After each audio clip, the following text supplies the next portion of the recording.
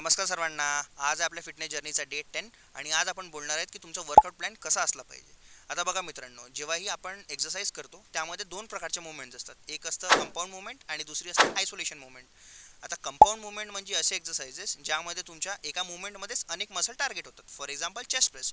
जेव्हाही तुम्ही chest press करता तेव्हा तुमच्या चेस्टसोबतच तुमचं शोल्डर आणि ट्रायसेपही इन्व्हॉल्व्ह असतो.